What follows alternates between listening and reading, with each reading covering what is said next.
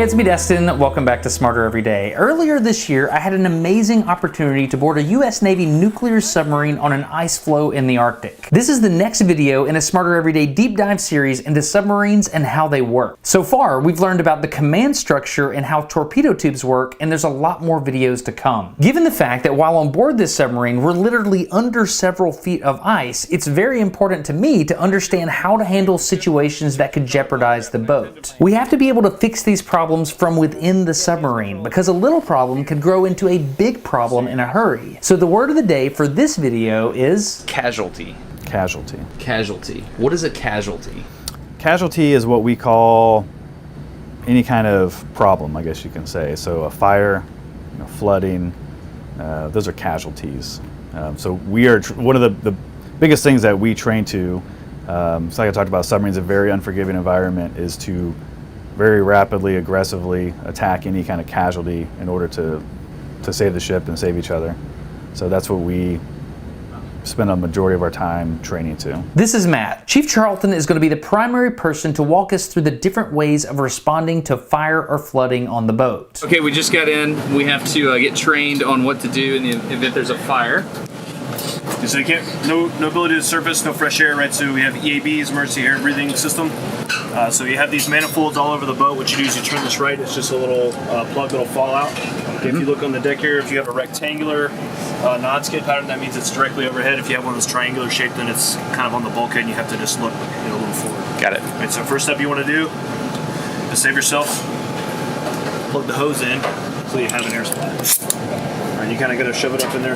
Some of them are a little stickier than others are. And then you always want to clip this on your belt on the left side, because in a smoke-filled environment, you're not going to be able to see anything, so you have to kind of feel around. So if somebody's always putting it on the left side, then you know where it's going to be. Right? It's got a buddy tab, so you can plug into somebody else. Oh, okay.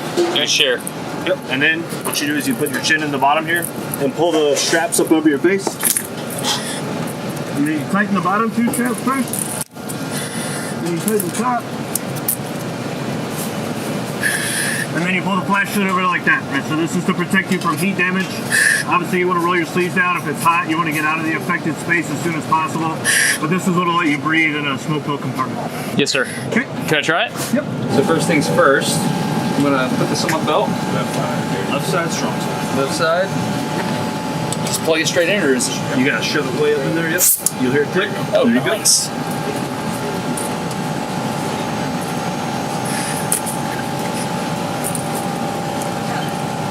Sorry. I'm busy putting a mask on. Thank you. Down.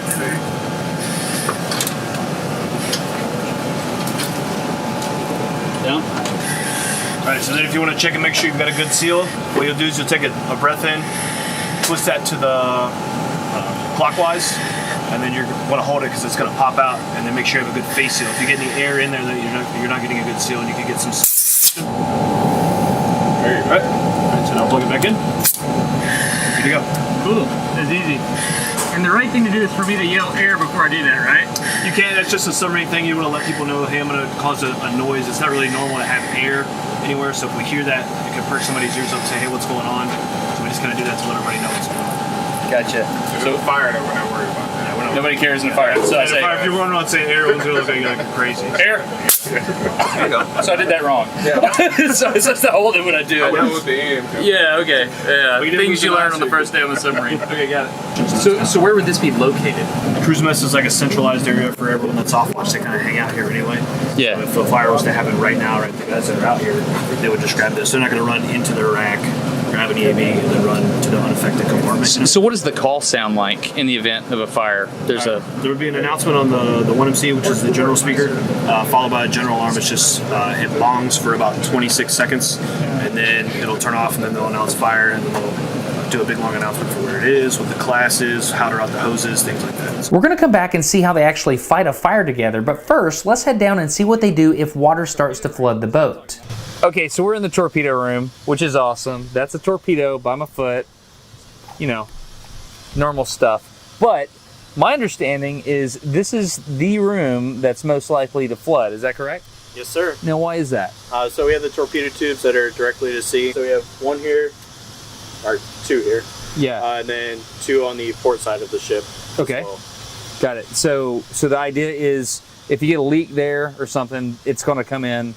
Water's going to be everywhere here, and you got to get it out fast. Absolutely. And so this is a pump you're telling me? Yes, sir. So it's a portable submersible pump. Could put this in any of our bilges, connect it to pump the water. What are you connecting to? So it's a big hose, essentially the fire hose that we have here, but a lot bigger.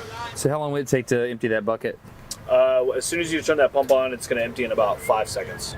So that's why we have 2 fire hoses here, fully pressurized. We have to discharge both of those simultaneously to maintain the drain rate of the submersible pump there. That is a serious pump. Yeah, you'll see it jump a few inches when they turn it on, just from that usual surge, and then the hose will immediately pressurize the drain header, and then they'll use the drain pump, which is back aft, to pump all the water off the ship. Really? Mm-hmm.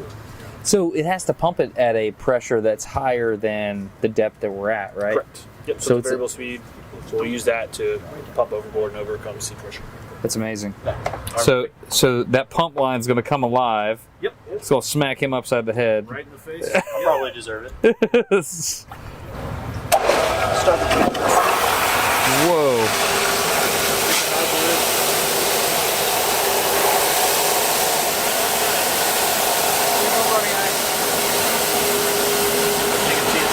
Up there, so they're having a throttle to maintain flow, and you want to keep it covered, but obviously we don't want to make a mess.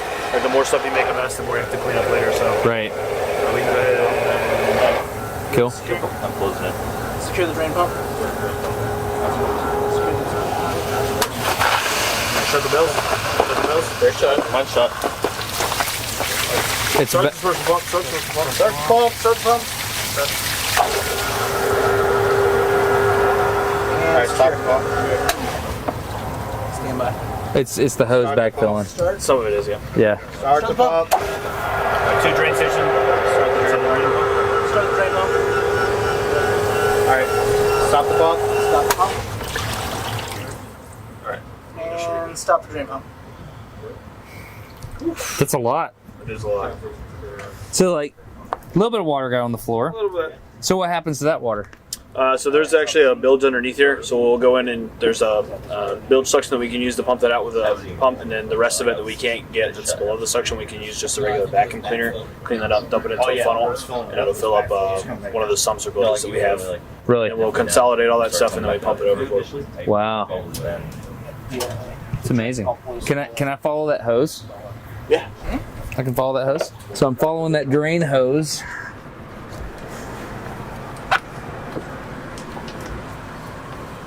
So it went this way. Oh man. Straight through where people sleep.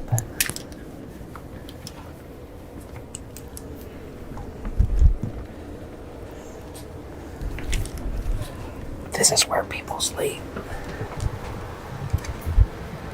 Right there. Is this where it goes?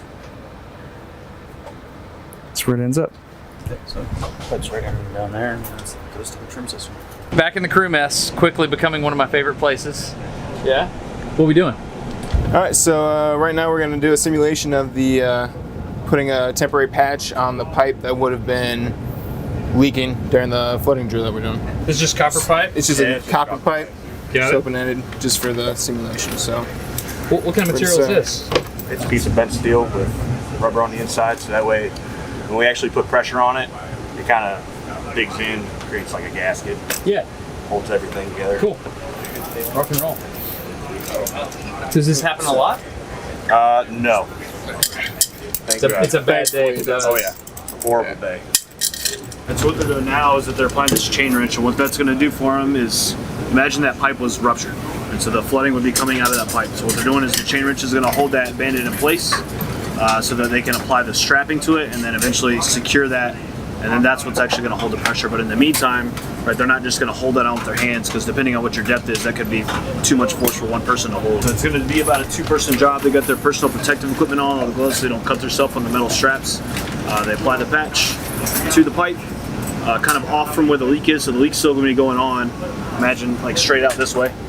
Yep. But this is going to be off center so that you can get the chain wrench on there, so that when you roll it over where the leak is, it doesn't fly off and hit you in the face. All right, so now that he's holding that, he's got the chain wrench on there.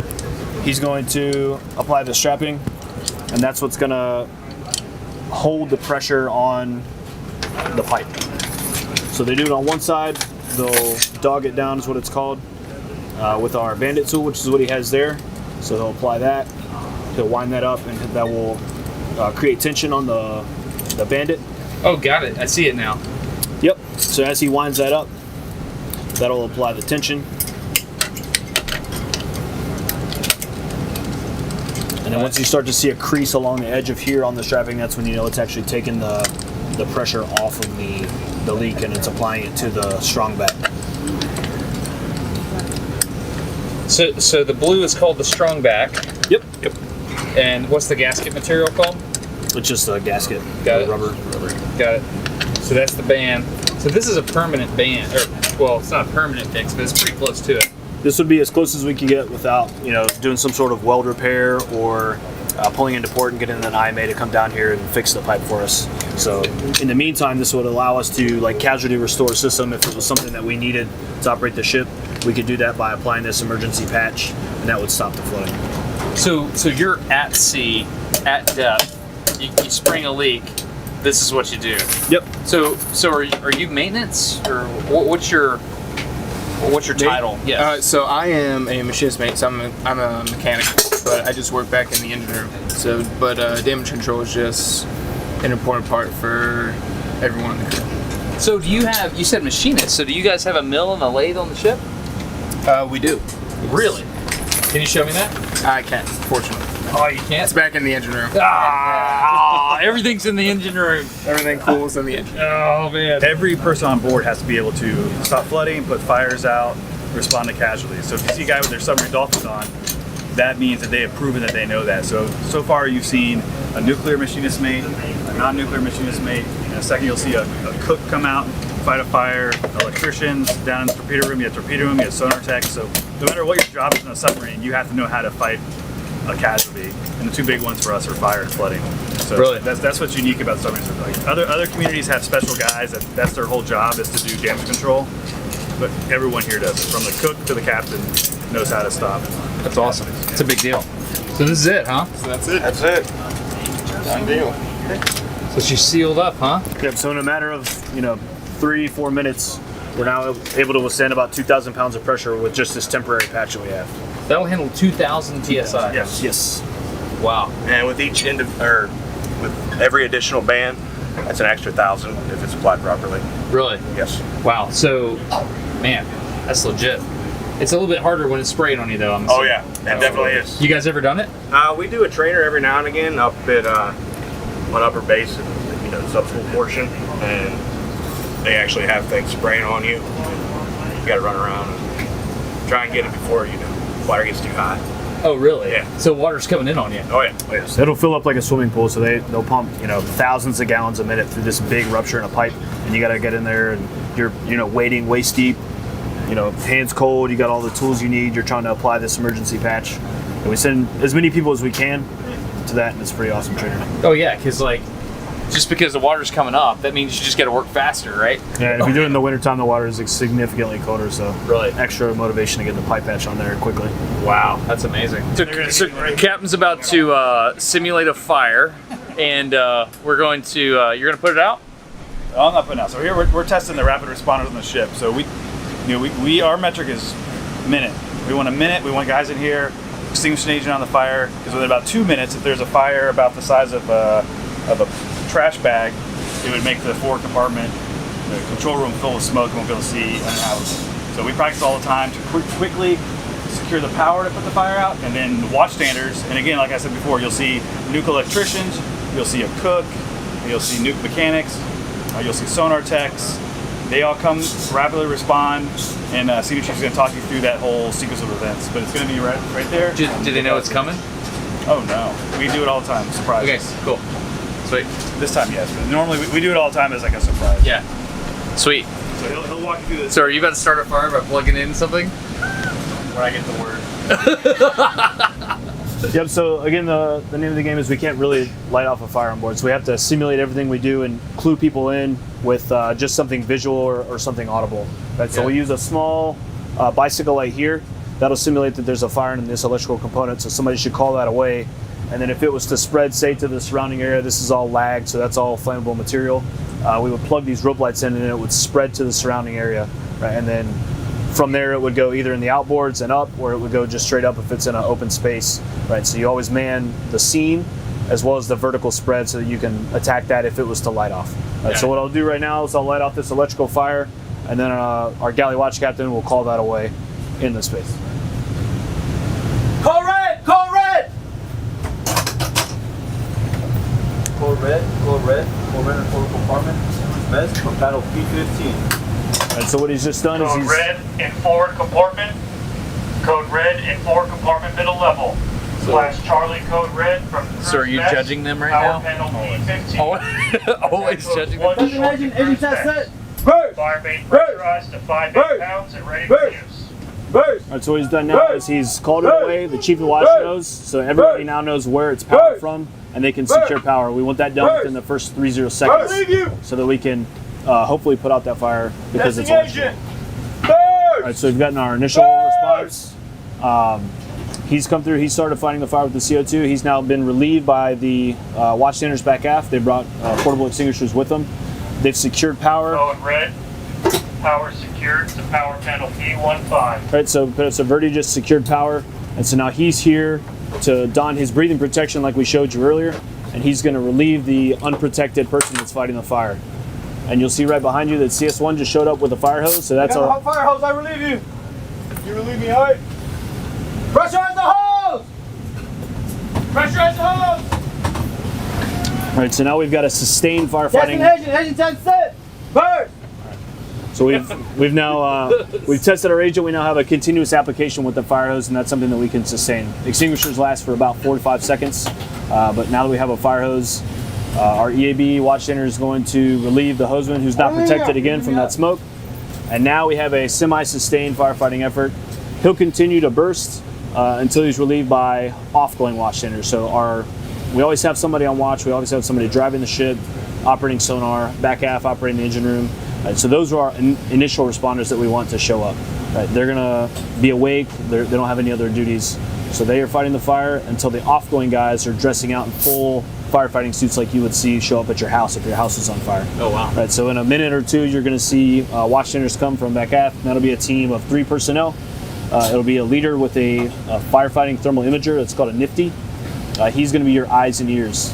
Right, and then you'll have a hoseman and a nozzleman that are dressed out, and that's your fully sustained firefighting response. Our metric for that is 6 minutes. So we assume that, you know, if we apply agent within that first minute, like the captain was talking about, and secure power, then the fire should go out. If not, we've got our now sustained firefighting responders. All right, so now they're relieved by the FFE team. So we've got our hoseman, our nozzleman, and then Chief Banholtz is our nifty operator. So he's the eyes and ears. And this entire compartment is now filled with smoke, so they can't see. He's the only one that can see. So what we'll do is we'll use a flashlight to simulate where the fire is, and he'll use hand signals because this hose is spraying and it's super loud. There's no way he's going to be able to hear or see the fire. So he's now tapping to show him where to direct the flow of the nozzle so that we can put out the fire. So it's nonverbal communication. It's nonverbal communication, right? And so we test that to make sure that everybody knows what those signals are and that they can anticipate what that is. And now you hear the report that the fire's out, so they would inform the phone talker, like you just did, and then control now knows, and now we can commence the rest of the response. So things we have to think about now are, I need to overhaul the fire, make sure there's no embers or anything that are going to cause it to reflash. I also need to get the smoke out of this compartment, so the man in charge would be the guy with the nifty. He's going to inform control that, hey, we need to ventilate so we can get all that smoke off the ship. So that's awesome. Yeah. That's a lot. So this is a self-contained breathing apparatus. Correct. Yep, Yeah. Those bottles are rated for 45 minutes. Are they flowing right now? Yes. Right, so that's the air that they're using, forced air, to isolate them from the ship's open. And so he's looking through the mask here. Correct. All right, so it's just a thermal imager. He can even show you the screen. You want to show him the screen? Secure from code red. Fire main secured. All right, so Oh, wow. It's a really good image. Yep. So what we'll do there is there's multiple modes. So what we'll do is when we're testing this during drill days, we'll heat up like a small bottle of water and we'll hide it, say up in the overhead, so we can make sure that guys are actually doing a thorough search. And once they find that, if they were to find a hot spot, they'd call that away. They would simulate cooling it with the hose, and then they would go on about their day. So they got those. Where were they located normally when they have to go get this gear on? I mean, this is. So we have gear staged up forward, and we also have some staged back aft, so that if the fire was to go back aft, we have some gear up forward that we can grab. If it's up forward, then we have some in the engine room. We can put that on. Is it always the same person that operates this device? So, based on the watch wheel, yes, it's always the off-going. This watch station will man the nifty. This watch station will be the hoseman and the nozzle. Awesome. Thank you very much. Yep. I appreciate it. You guys are good. Thanks, guys. Going back to So was that actually pressurized? Yes. Yeah, so can I feel that? Good grief. That's amazing. How'd they do? They did great. They did good? They did great. Yeah. Always. Yeah. So what's your measure of success? So For this, it's if they get the power secured right away, and then if the initial responders get there in about 30 seconds, and then like Senior, she said, if the full host team is there in 6 minutes. But the big thing we test with this is securing the power right away and getting that initial extinguisher on the fire. Like I said, in a submarine, you only have a minute or two before it quickly fills with smoke and it's uninhabitable. so fire is the biggest deal, and so that's why you guys drill like this all the time. All the time. Okay, that's awesome. Usually once a watch, we'll run one of these. We call them code reds because you don't. What is a watch? Forgive me for not knowing that. So we split the day into 3 8-hour watches. So an entire watch team of sonar, guys driving the ship, guys running the engine room, officer of the deck. There's all these watch standers. They're the ones driving the ship and running the show. They do it for 8 hours. And then a whole other team comes up and relieves them, and they do it for 8 hours. Then a whole other team comes and relieves them for 8 hours. So that, like Senior said, the guys on watch with fires have certain responsibilities. So, if you're the broadband sonar operator, you leave sonar and run and fight a fire. If you're the auxiliary technician aft, which means you're in charge of all the electronics in the engine room, there's a fire, you leave your watch station and go fight the fire.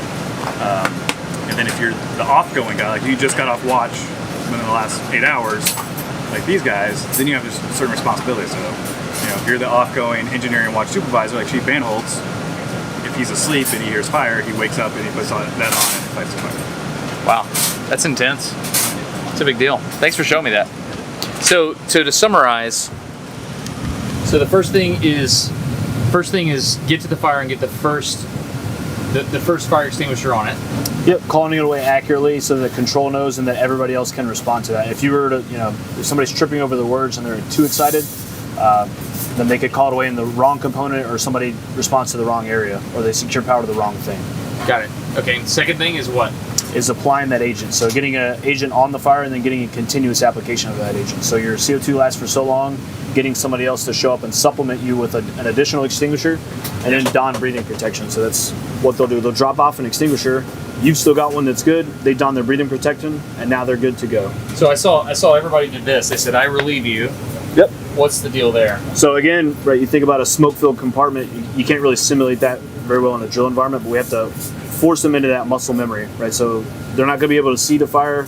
They just have to turn over verbally where it's going to be and what the status of that fire is, and then they tap them to know, I relieve you, and then the other guy knows he's now good to leave, and the fire's not going to be unattended and Somebody owns that fire at all times. Correct. Got it. So when you say I relieve you, that's saying I now have control of fighting this fire. Correct. Got it. That's legit, man. Yep.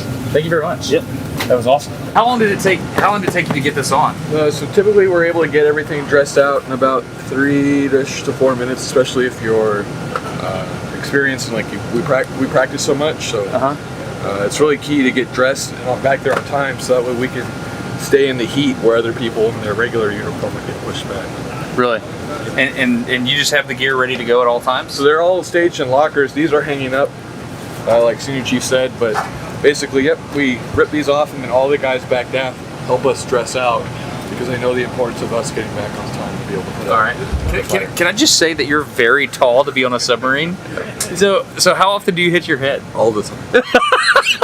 Do you seriously? Yeah. Okay. I'm sorry, man. Yep. It happens. I'm not the tallest one, but it happens. Yeah, that's great. Yeah, it was pretty intense when you came in the room. It was like an overbearing presence. It was good. Thanks, man. We appreciate it. Yep. This episode of Smarter Every Day is sponsored by Raycon earbuds. They are these little Bluetooth earbuds that work seamlessly with your phone. You see the little magnets that just pop them back in position? They're fantastic. You charge this little pill up, and then the earbuds, you see those little contacts right there? They charge inside the little pill. So basically, you've got 6 hours of playtime on these things, and I use them all the time. This particular model is called the Everyday E25, and it sounds just as good as other audio brands. My trick is match the BPM of the music to the stride when you run. Here we go. That's what a 5K looks like with Raycons. There's a button on the outside. You can tap it to pause. You can also pull one out of your ear if you're passing old ladies with dogs and want to say nice things. If you want to get some Raycons and try them out, you can do that by going to buyraycon.com/smarter. That gets you 15% off the order. You're gonna dig them. They're priced right. They put up with my sweat. I do good to finish a 5K, which I just did. I'm a 10-minute mile kind of guy. Yeah, you're gonna dig some Raycons. Big thanks to everyone who supports the sponsors. Buyraycon.com/smarter for 15% off your order. Oh yeah, you can try those things for 45 days, and if you don't like them, you can just give them back. That's pretty cool of them. Anyway, a lot more cool stuff on Submarines coming. Please feel free to subscribe. That's what you call it when you click the button thing, right? I can't think, I'm tired. I'm Destin, getting smarter every day. Please enjoy the rest of the Submarine series that's coming up. Have a good one. Bye. Oh, shower time. So earlier, I was making fun of you because you're tall. Yep. How tall are you? 6'2", 6'3". And you're 6'7". Yeah, 6'7". And you did this on purpose? Yeah. Yeah? Yep. It's not too bad. Yeah? Hit my head a little bit, but it's not that bad? forget about it. Yeah. That's amazing, man. I thought in the Navy, like, if you were short, then